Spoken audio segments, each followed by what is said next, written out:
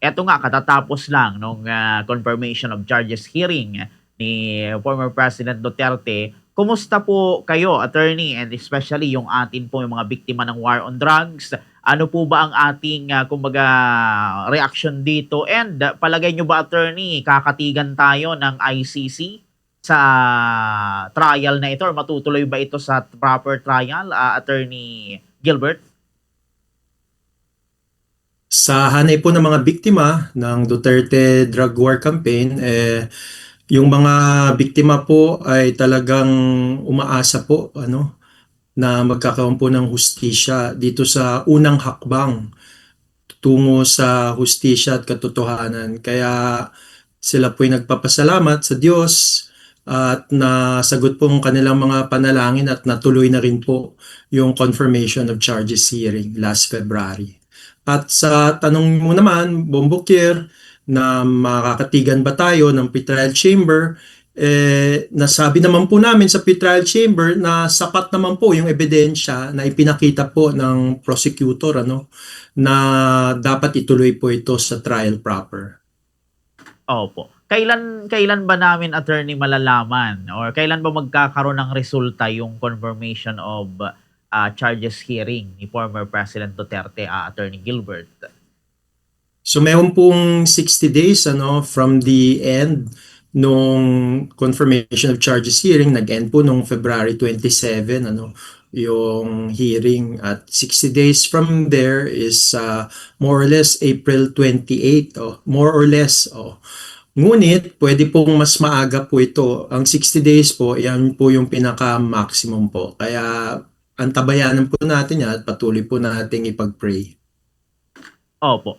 Ano ngayon, attorney, yung pagka dumating ito sa mismong trial, ano yung mangyayari doon, attorney? Ano yung parang kaibahan doon sa nangyayari dito sa confirmation of charges hearing, attorney Gilbert? Kung matutuloy po ito sa trial proper at kami po ay umaasa na matuloy nga sa trial proper, ang kahibahan po ay may kakaroon na po ng mga live witnesses na tinatawag. So ito po ang pagkakataon po na mayroon po talagang testigo na magsasalita, na i-examine at i-cross-examine po kung trial proper na po. Kaya yun po yung malaking kaibahan, kasi nakita nyo po sa confirmation of charges hearing, wala pong live witness na present po. Bagkus po, mga po nila, mga testimony po nila or mga kanila pong affidavit yung nirefer po. Alright. So, ibig sabihin, attorney, dito sa mangyayari, if ever man na matuloy nga sa trial proper, yung mga, halimbawa, yung mga biktima ng war on drugs, yung mga kamag-anak no na gustong tumistigo, pwede na silang pumunta rito, attorney, sa proper trial para tumistigo, attorney Gilbert. Sa trial proper, iyan na po yung pagkakataon na pwede na pong magtestigo, pwede pong i-present yung mga iilan pong mga victims po. Opo. Now, kung ilan man po sila, hindi ko pa po masasabi po yan. Basta po ito na po yung pagkakataon na talagang marinig yung kanilang mga kwento. Ngunit gusto ko rin pong idagdag na kung meron man pong, if ever so sa future pa ito, kung meron man pong witness na victim din, meron pong mga mga measures na pinuput in place ang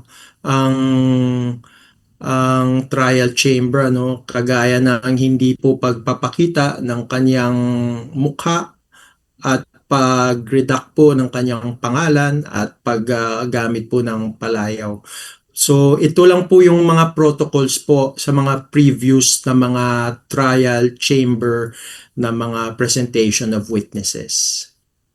Alright. Eto, attorney, balik tayo doon sa sa confirmation of charges hearing. Ano po ang inyong masasabi sa performance ninyo ng mga kasamahan nyo pong lawyer dito po sa prosecution team? Palagay nyo ba, attorney, na ibigay nyo po yung inyong mga best para masiguro talaga na sa atin papabor yung decision po ng ICC, attorney Gilbert? Sige, salamat Kier sa tanong na 'yon. Gusto ko lang pong linawin na iba po kami sa prosecution kami po ay sa mga victims. Kasi iba din po yung duty ng prosecution. Ang kanila pong duty talaga ay ipakita yung evidence na dapat ituloy sa trial proper. Kami naman po sa hanay ng mga common legal representative for victims, ang duty naman po namin ipakita po lalo na yung dagok at suffered harm po ng mga biktima. At sa tingin naman po namin sa team po ng Common Legal Representative for Victims, napaabot naman po namin yung mga hinaing, mga views at concerns at lalo na po yung talagang na-experience na dagok na suffered harm po ng mga biktima ng Duterte drug war campaign. Kaya kami po ay nagpapasalamat sa Diyos. Opo. Punta tayo, attorney, doon naman sa sa defense. Ano naman, attorney, yung komento nyo ron? Palagay nyo ba yung mga, halimbawa, yung mga sinabi ni Kaufman yung mga sinabi ni Kaufman tulad ng sinisisi niya si President Marcos sa pagkaka-aresto kay Duterte sa ICC, yung mga ganon, kine-question pa yung kredibilidad ng ICC. Palagay nyo ba, attorney, yung mga ganon na argument, valid kaya yun, effective kaya yun, attorney, Attorney Gilbert? Well, nasabi naman po namin ito dun sa rebuttal, yung mga ibang argumento ng defense ay irrelevant at immaterial. Kagaya po nung statement patungkol po kay current incumbent President Bongbong Marcos, irrelevant po yan sa confirmation of charges. Pati na rin po yung mga ibang statements na nung first day kaya talagang we made an effort po na talagang i-rebut po punto por punto nung closing statement po namin. Alright. Ngayon, attorney, na yun, hinihintay pa natin yung magiging desisyon ng ICC. Ano, attorney, yung mga susunod pa nating hakbang para kung sakaling pumunta man ito sa trial proper, handa talaga tayo. Ano pa yung mga susunod nating mga hakbang dito, Attorney Gilbert?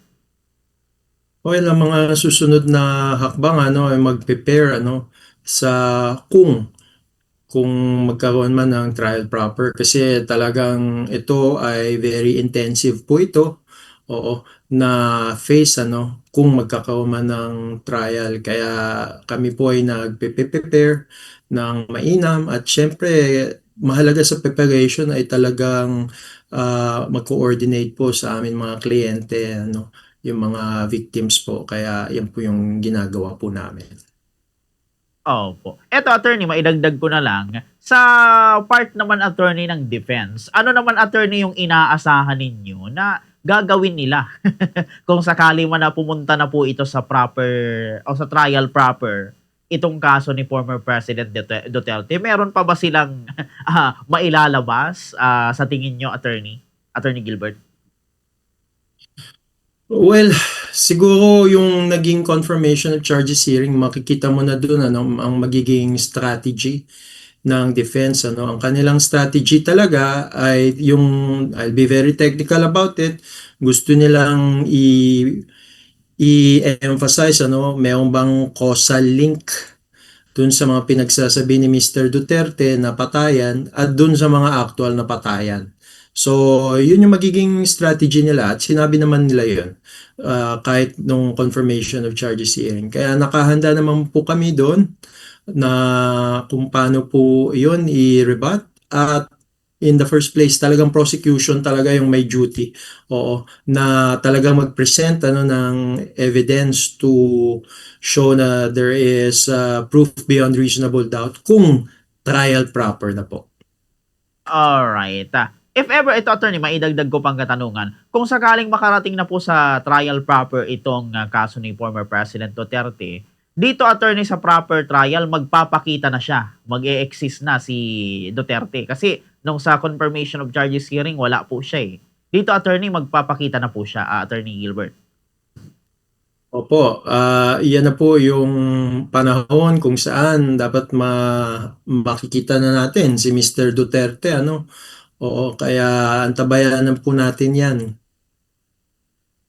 R Alrighty, yun.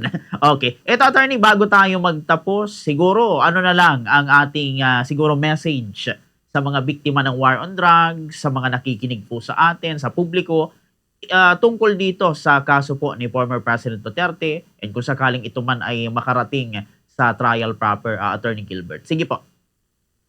O sa aming mga kliyente ano at sa aming mga partners ano na mga kaanak po, pamilya po na mga naging biktima ng drug war campaign, talagang patuloy po tayong umasa, patuloy po tayong manalangin at patuloy po tayong mamatiyag na talagang marami pa pong mga hakbang po ito tungo sa hustisya at katotohanan. Kaya ito pong naging confirmation of charges hearing, isang hakbang lang po ito, marami pa po tayong tatahaking mga hakbang, kaya patuloy po tayong manalangin po na talagang gabayan po tayo ng Diyos ng hustisya. Maraming salamat, Bombo Kier.